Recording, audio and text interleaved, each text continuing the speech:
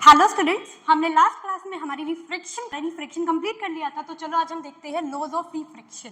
Laws of refraction हमारा क्या कहता है, देखो अब रिफ्रैक्शन को समझते हैं 1 मिनट में पहले, फिर आगे स्टार्ट करते हैं। रिफ्रैक्शन क्या कहता है, जब हमारी लाइट एक मीडियम में स्ट्रेट लाइन में ट्रेवल करती है, हमें प्रॉपर्टी पता है, लेकिन जब मीडियम चेंज होता है, देखो फर्स्ट मीडियम से वो सेकंड मीडियम में जा रही है, तो लाइट है वो बेंड करती है।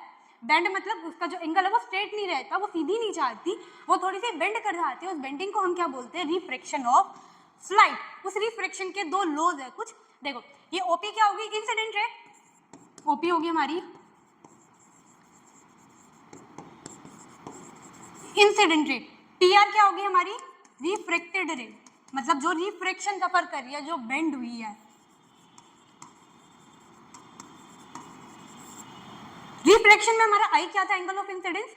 इंसिडेंट रे जो नॉर्मल के साथ एंगल बना रही है वो था angle of incidence. Similarly I क्या हो गया, एंगल ऑफ इंसिडेंस। वही सेम एंगल ऑफ इंसिडेंस क्या था, angle made by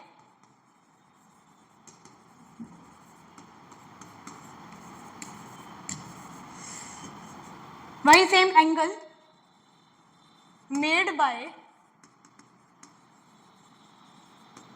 incident ray with normal. हम रिफ्लेक्शन में पढ़ रखे हैं, नॉर्मल हम रिफ्लेक्शन में पढ़ चुके हैं। नॉर्मल क्या होता है, किसी भी सरफेस पे अगर हम एक परपेंडिकुलर ड्रॉ कर दो उसे हम नॉर्मल कहते हैं। जैसे ये ए बी इंटरफेस है, ये भी इंटरफेस है, उसमें हमने परपेंडिकुलर डाल दिया, ये एन, इसे हम क्या बोल देंगे, नॉर्मल।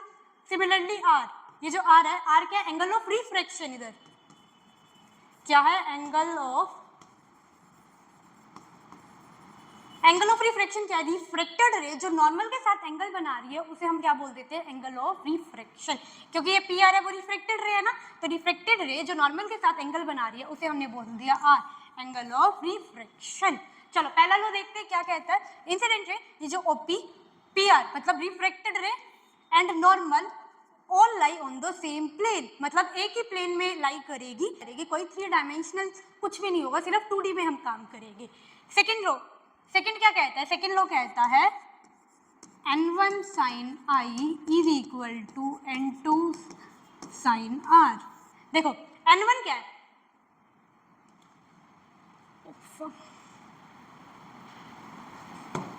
देखो सेकेंड लो क्या कहता है, ये रब कर दूं मैं। अब हम इस सर से देखते हैं सेकेंड लो क्या कहता है हमारा।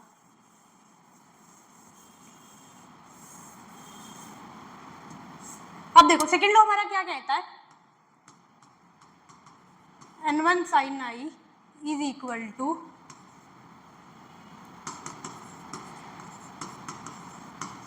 n2 sin r। ये जो n होता है ये प्रॉपर्टी होता है किसी भी मीडियम का, जिसे हम बोल देते हैं रिफ्रैक्टिव इंडेक्स। नेक्स्ट लेक्चर में हम देखेंगे कि n क्या होता है, कैसे आता है। अभी बस समझ लो कि एक लो में n1 sin i is equal to n2 sin r। Sine एक ट्रिग्नोमेट्रिक फंक्शन है जो तुम मैथ्स में आगे के चैप्टर्स में पढ़ोगे। यहाँ पे थोड़ा सा बेसिक देख लो कि साइन क्या होता है। ये देखो n क्या हो गया, देखो देखो पहला क्या हो रहा है, इंसिडेंट रे पढ़ दिया है ना, तो उसका रिफ्रैक्टिव इंडेक्स n को हम बोलते हैं रिफ्रैक्टिव इंडेक्स। उसका रिफ्रैक्टिव इंडेक्स हमने मान लिया n1। उसके अंदर एंगल कितना है, i, तो sine of angle i is equal to, अब क्या हुआ रिफ्रैक्शन, रिफ्रैक्शन दूसरे मीडियम में लाई कर रहे हैं ना, तो सेकंड मीडियम का रिफ्रैक्टिव इंडेक्स इनटू साइन, कौन सा एंगल है, r, तो वही लिखा n1 sin i is equal to n2 sin r। n1 हो गया रिफ्रैक्टिव इंडेक्स ऑफ मीडियम 1,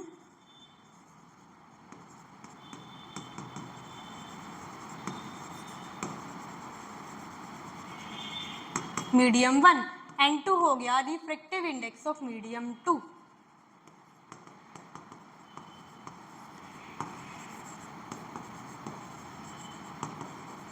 ये जो रिफ्रैक्टिव इंडेक्स है ना, ये हमें बताता है कि हमारा जो मीडियम है वो कितना डेंसर है, कितना रेयर है।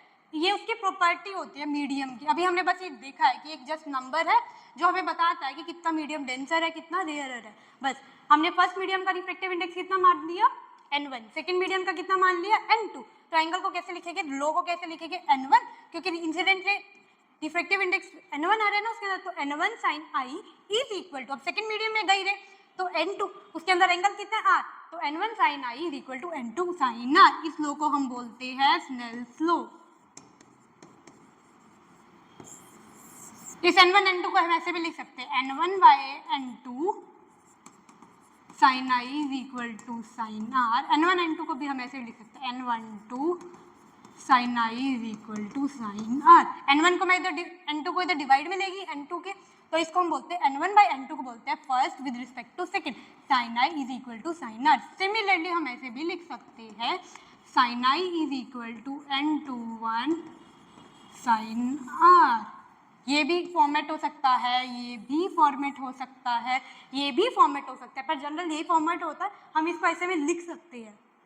ठीक है, आगे हम देखते हैं रिफ्रैक्टिव इंडेक्स क्या होता है। साइन देख लेते हैं, साइन क्या होता है। देखो साइन एक मैथमेटिकल फंक्शन है, जैसे तुमने प्लस माइनस डिवाइड कोई फंक्शन समझ रखा है ना, वैसे ही साइन एक फंक्शन होता है। देखो हमारे पास एंगल्स कैसे होते हैं, 0, 30 डिग्री, 45 डिग्री, 60 डिग्री, 90 डिग्री।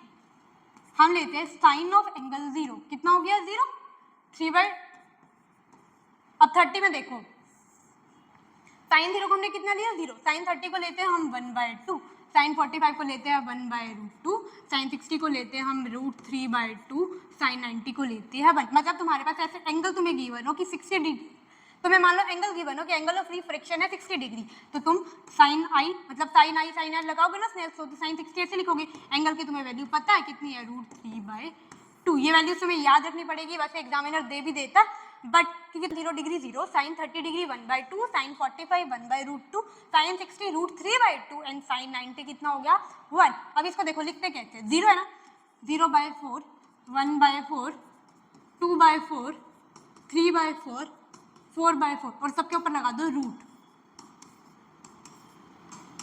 देखो 0/4 कितना होता है 0, तो 0, 1/4 का रूट कितना होगा 1/2, ये कट गया 1/2, इसलिए आंसर कितना आया 1/√2। सिमिलरली √3/2, 4/4 1, उसका रूट कितना होता है 1, इसलिए ये एंगल्स आया sine 0 0, sine 30 1/2, sine 45 1/√2, sine 60 √3/2 and sine 90 1।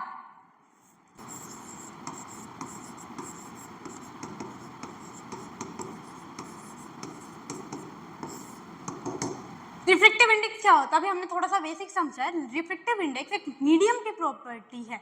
Medium पता ही है कि जिसमें लाइट ट्रेवल करती है, वो मीडियम की प्रॉपर्टी है कि वो जो लाइट है वो कितना बेंड हो रही है उस मीडियम में, कैसे बेंड हो रही है, वो प्रॉपर्टी हमें कौन बताती है, रिफ्रैक्टिव इंडेक्स। हमने रिफ्लेक्शन देखा ना कि बेंडिंग हो रही है, कितनी ज्यादा बेंडिंग हो रही है, कितनी कम बेंडिंग हो रही है, कैसे वेलोसिटी का चेंज हो रहा है, वो हमें बताता है रिफ्रैक्टिव इंडेक्स। हमारे पास दो मीडियम थे ना, एक था रेयरर,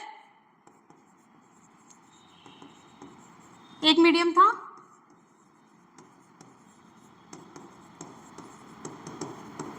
डेंसर मीडियम। जितना ज्यादा डेंसर मीडियम उतना ज्यादा रिफ्रैक्टिव इंडेक्स। रिफ्रैक्टिव इंडेक्स को हम डिनोट करते हैं एन से। जितना ज्यादा मीडियम डेंसर होगा उतना रिफ्रैक्टिव इंडेक्स कितना हाई होगा, जितना कम रेयरर उतना रिफ्रैक्टिव इंडेक्स कम। कम सपोज हमें क्वेश्चन दिया है कि एक वाटर का रिफ्रैक्टिव इंडेक्स है, एक किसी ग्लास का रिफ्रैक्टिव इंडेक्स है।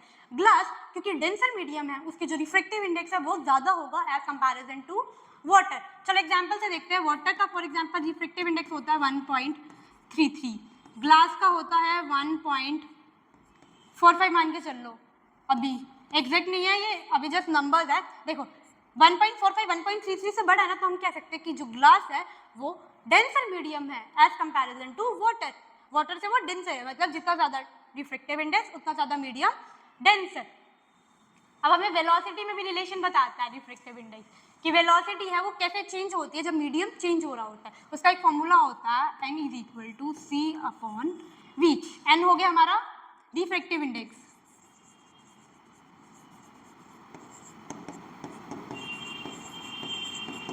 सिमिलरली c हो गया speed of light in vacuum.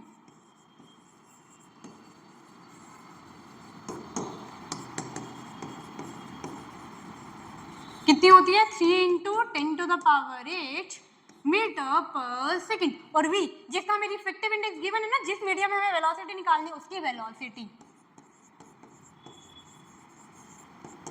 ये फॉर्मूला होता है रिफ्रैक्टिव इंडेक्स और जो वेलोसिटी को कनेक्ट करता है। Refractive index is equal to speed of light पर यूनिट वेलोसिटी। देखो इनवर्सली प्रोपोर्शनल है ना ये, अब देखो ये इनवर्सली प्रोपोर्शनल है ना रिफ्रैक्टिव इंडेक्स और वेलोसिटी। देखो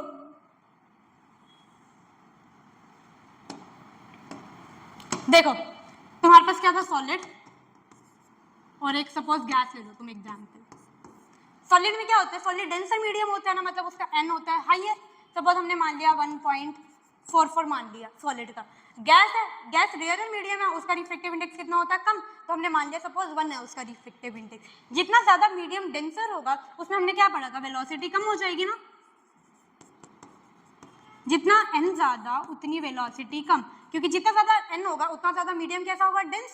जितना ज्यादा डेंस होगा पार्टिकल कैसे होंगे, बिल्कुल पास पास होंगे ना, लाइट को ट्रेवल करने के लिए जगह ढूंढनी पड़ेगी, उसकी वेलोसिटी क्या होगी, कम हो जाएगी। सिमिलरली गैस में देखो, देखो इसका रिफ्रैक्टिव इंडेक्स हमने मान लिया 1, उतनी ही, जितना रिफ्रैक्टिव इंडेक्स कम उतनी वेलोसिटी ज्यादा, क्योंकि पार्टिकल जितने खुले खुले होएंगे उतना लाइट आसानी से ट्रेवल कर जाएगी और वेलोसिटी क्या होगी, बढ़ जाएगी, ठीक है। लेकिन हाईएस्ट स्पीड कितनी होती है लाइट की, c कितनी होती है 3 × 10 to the power 8। तुम्हारा जो आंसर है वो 3 जो तुम्हारा आंसर है वो 3 × 10 to the power 8 के आंसर है वो 3 × 10 to the power 8 से कम आएगा या 3 × 10 to the power 8 ही आ सकता है, क्योंकि वैक्यूम में हाईएस्ट स्पीड होती है, वैक्यूम का रिफ्रैक्टिव इंडेक्स सबसे कम होता है, ठीक है, उससे और कोई मीडियम रेयरर होता ही नहीं, तो इसलिए सबसे ज्यादा स्पीड वैक्यूम में होती है, कितनी होती है 3 × 10 to the power 8 मीटर पर सेकेंड। अब हम बात करते हैं relative refractive index.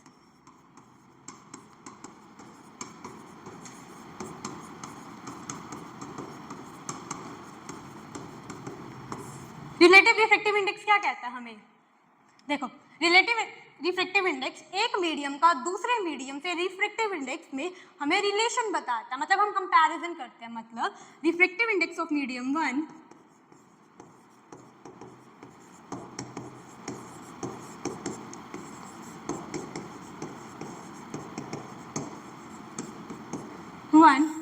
Divide by refractive index of medium 2।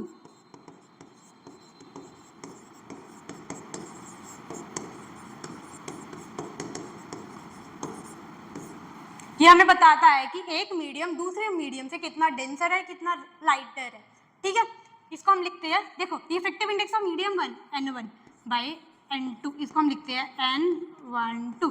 Refractive index of medium 1 with respect to medium 2, मतलब 1 कितना डेंसर है, कितना लाइटर है विद रिस्पेक्ट टू 2, इसे हम बोल देते हैं रिलेटिव रिफ्रैक्टिव इंडेक्स, मतलब हम कंपैरिजन कर रहे हैं ना दो रिफ्रैक्टिव इंडेक्स का। अब देखो n1 को तुम क्या लिख सकते हो, c bye v1, similarly n2 को क्या लिख सकते हो, c बाय v2, इस फॉर्मूले में पुट कर दो।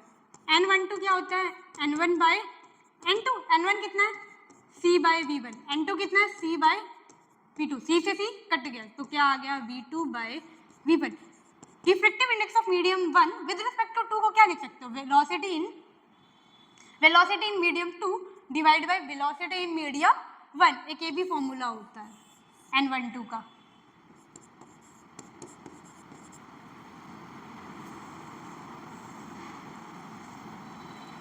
सिमिलरली हमें मान लो n21 निकालना, मतलब क्या है, refractive index of medium 2 with respect to 1, मतलब क्या आ जाएगा, पहले 2 है डिवाइड बाय 1। सिमिलरली इससे उल्टा हो रहा है ना रिलेशन, 1 है तो 2 आएगा, तो इधर 2 है तो इधर क्या आ गया 1/2। Refractive index of medium 2 with respect to 1 को क्या लिखेंगे, refractive index of medium 2 divide by refractive index of medium 1 is equal to velocity in medium 1 divide by velocity in medium 2। ये हो गया हमारा रिलेटिव रिफ्रैक्टिव इंडेक्स कंप्लीट।